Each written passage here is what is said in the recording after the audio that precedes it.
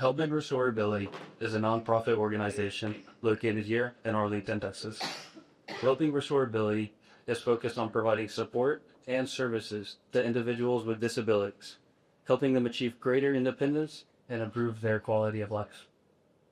They offer various programs, including personal assistance and advocacy, to empower those they serve. My name is Brendan, and this is my colleague Uijin, and in the fall of 2024, we took a class called Training and Development with Dr. Chatterjee.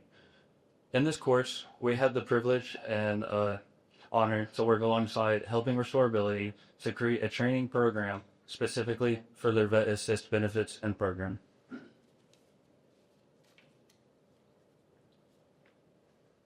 At the beginning of the semester, Helping Restorability had told us one of their main problems was the lack of veterans using their Vet Assist benefits that they provide.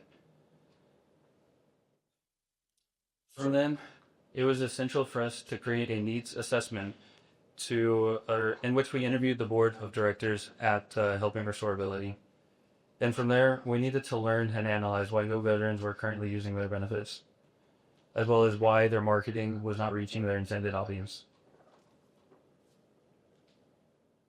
From the needs assessment, we had two routes to choose from.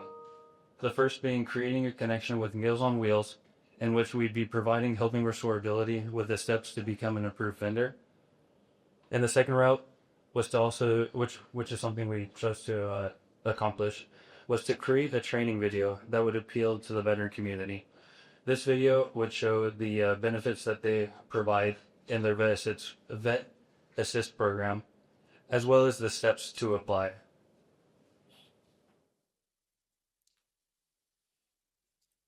Could you go ahead and start the video? Those who fought for our freedom, we will forever be grateful.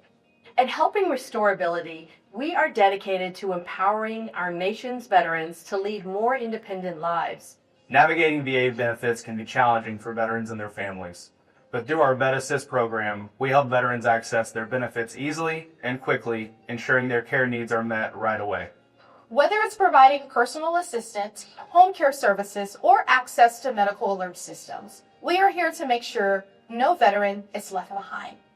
HRA's commitment to veterans doesn't stop at benefits. We also provide aid with activities of daily living that allow veterans to stay in the comfort of their own homes. Our voice-activated medical alert system allows veterans to maintain their independence while having peace of mind, knowing assistance is always just one click away. We guide veterans and their family through every step of the VA benefits application process, providing personalized support to help them understand and apply for both VA disability compensation and pension benefits. We walk them through eligibility requirements, explain each step of the application, and help them figure out which benefits they qualify for, whether it's compensation for service-related disabilities or pensions for wartime veterans with limited income. Our goal is to ensure veterans and their loved ones receive the support they deserve, faster, easier, and with the compassion they need. Applying to our veterans program is quick and convenient. First, open a web browser and search hratexas.org/veterans. Next, to check your eligibility, or if you are completing this for a veteran, click on the first pink box that states Check Eligibility. Next, fill out the information in the section Who Should Vet Assist Contact and Senior Contact Information. Then once that is completed, scroll down and press Submit. Veterans and their loved ones deserve the care and benefits they've earned. Get started by calling or visiting us online today.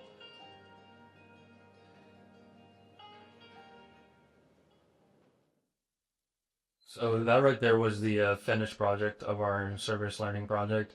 And the unique part about that video is we actually had 3 strong connections with veterans in our community, one of which was actually a group member in our project. So we used those people to establish that good connection within the veteran community to show that veterans care for each other. It's important for me to mention right now that HRA is still in the process of applying to become an approved vendor with Meals on Wheels. Essentially, we have just been the bridge gap to set up the process for them to apply. I wanted to mention this just so you guys were not under the false impression. And then it's also important for me to mention that they don't currently use this video because after the semester had ended, they switched one of their benefits, which we stated in the video, so they're unable to show the video right now. But once they end up fixing the one line in the video, they'll be able to spread this to various veteran communities. But now that we've given an overview of our project, me and Uijin would like to talk about some of the challenges we have faced while working on this project. So throughout the project, the biggest challenge and personal goal for me was the language barrier. As an international student, doing the group work for whole semester was very different experience. I've experienced how different my collectivistic culture with individualist culture in the United States, but this project is not only for relationship with non-profit organization, but also relationship within our class students. So we created our group norms to effectively communicate, and I learned many communication strategies and how to build positive relationship with my classmates. And a challenge that I specifically had was throughout the entire first part of the project, I struggled to wrap my mind around how our topic could be translated into a training video. To me, it seemed more like a promotional or an advertising video until we finally got to the steps of assigning assessment questions at the end of the project. Once we started talking about assessment questions, more like how you retain information in the video, that's when it clicked for me. This is a training video. Now that we've talked about a few challenges that me and Uijin have had while working on this project, we'd like to talk about the impact that this project has had on the community partner. The first being that they now have a physical video that they're able to spread to the veteran community. This can impact their numbers throughout the years. Currently, they don't have any veterans using their benefits, but with the help of this training program, they're at least able to help spread that information to these veterans that could need these benefits. The second impact that we've had is we have been a successful bridging gap from helping restorability all the way to Meals on Wheels. We've been able to provide them with the paperwork and documentation needed to be filled out to become an approved vendor. And once they're an approved vendor, they have access to all of the Meals on Wheels sites across the Tarrant County district. And by doing this, they're not allowed to solicit and sell anything, but they're able to spread awareness on the vet assist benefits that they provide. Now that we've talked about the impacts that we've had with helping restorability, we would like to talk about some skills that we've gained throughout this course, as well as how we have applied these skills in our personal life. So the biggest lesson I've obtained was communication should be trained. It's not naturally born ability. So by following our class content from the assessment to evaluation tools, we learn communication as a problem-solving skills. And as a communication major, we have another group project. And as a co-ambassador, I am applying those skills into my school life. For me personally, outside of being a college student, I trained CPR and lifeguard classes for my career.